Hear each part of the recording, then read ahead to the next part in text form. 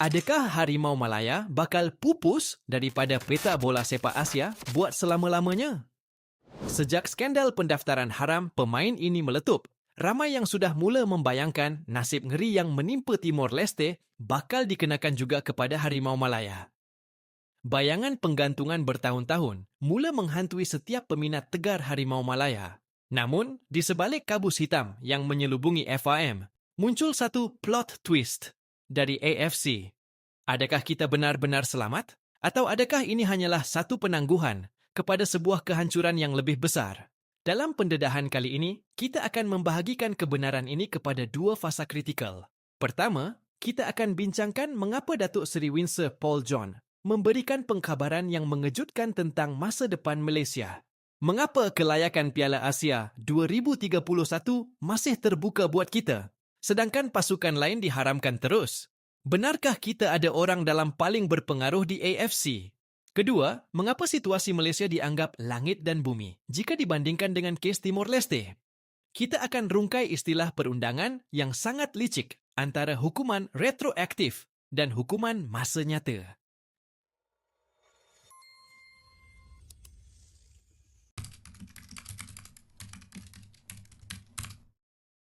Adakah anda benar-benar percaya bahawa bola sepak Malaysia sudah mati dan bakal dipadamkan terus daripada peta Asia? Ramai yang menjangkakan Malaysia akan menerima nasib ngeri yang sama seperti Timor Leste, digantung sepenuhnya daripada kejohanan antarabangsa. Namun, satu plot twist baru sahaja berlaku. Di saat kita semua kehilangan akal, muncul satu kenyataan dari tingkat tertinggi Konfederasi Bola Sepak Asia AFC yang membawa khabar yang tidak disangka-sangka. Adakah ini satu keajaiban atau sekadar teknikaliti undang-undang yang menyelamatkan maruah kita?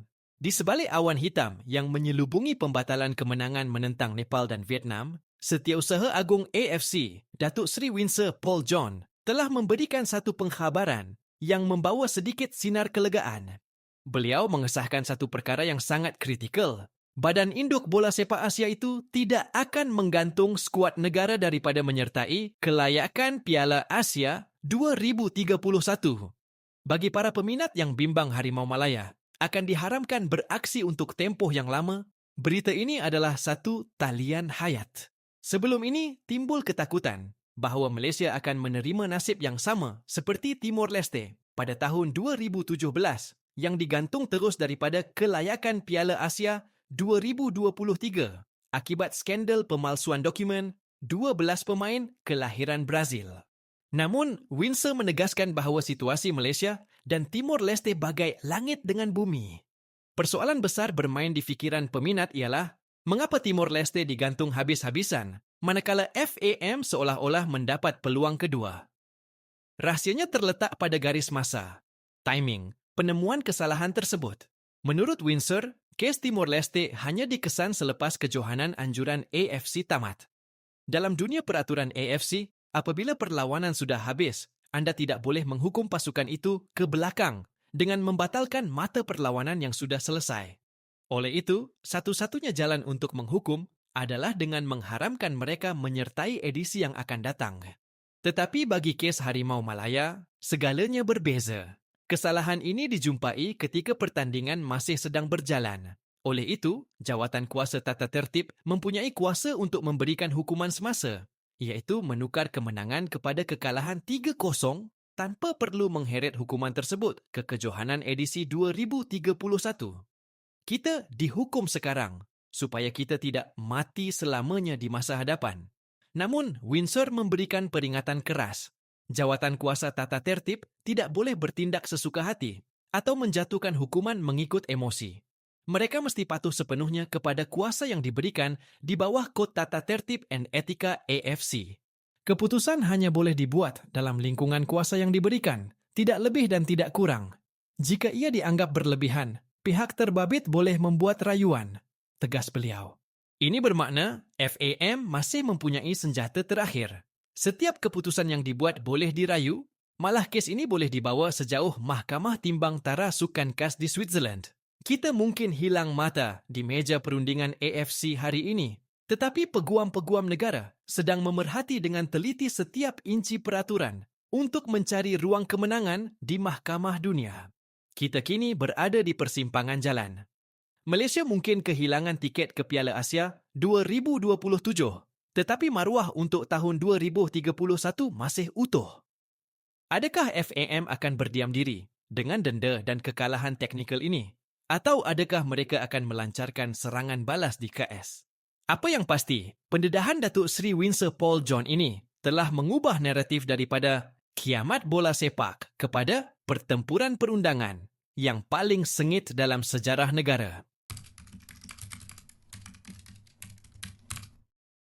Ramai yang tertanya-tanya, jika Timor Leste boleh diharamkan terus daripada kancah Asia kerana pemalsuan dokumen, mengapa Malaysia seolah-olah diberikan talian hayat oleh AFC?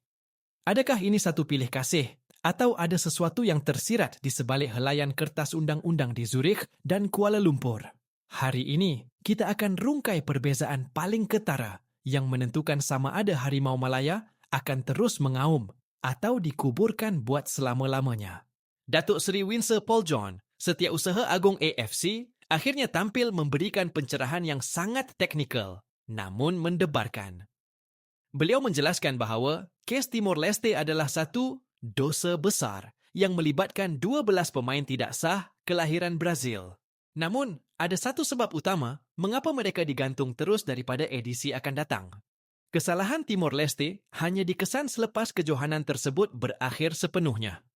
Dalam dunia perundangan bola sepak, apabila perlawanan sudah tamat dan piala sudah dijulang, hukuman tidak boleh dikenakan secara retroaktif atau tarik balik. Jadi, satu-satunya cara untuk menghukum mereka adalah dengan mengharamkan penyertaan mereka dalam masa hadapan. Itulah sebabnya Timor Leste dilarang beraksi dalam edisi seterusnya. Berbeza pula dengan situasi yang melanda Harimau Malaya sekarang. Kesalahan pendaftaran pemain kita ditemui ketika kempen kelayakan Piala Asia masih sedang berjalan. Inilah yang mengubah segalanya. Menurut Winsor, kerana pertandingan masih berlangsung, Jawatan Kuasa Disiplin mempunyai kuasa untuk melaksanakan hukuman pada waktu ini juga, iaitu dengan membatalkan mata perlawanan dan memberikan kemenangan percuma kepada lawan.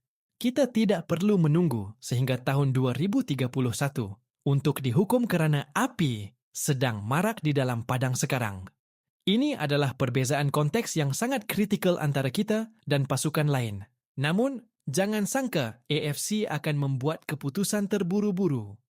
Jawatan Kuasa Disiplin dan Etika AFC kini sedang meneliti setiap fakta dan jawapan daripada FAM dengan sangat teliti. Mengapa mereka begitu berhati-hati? Kerana sebarang kesilapan dalam menjatuhkan hukuman boleh menyebabkan kes ini diheret ke Mahkamah Timbang Tarasukan, CAS, di Switzerland. Kita kena tunggu proses perundangan ini selesai. Keputusan ini boleh dicabar di peringkat rayuan atau kekas, ujar Winsor Paul. Ini bermakna nasib bola sepak negara kini bukan lagi ditentukan oleh pemain di atas padang, tetapi oleh barisan peguam di meja rundingan. Adakah bukti FAM cukup kuat untuk membatalkan hukuman ini? Atau adakah kita sedang menuju ke satu lagi kekalahan memalukan di Mahkamah Dunia?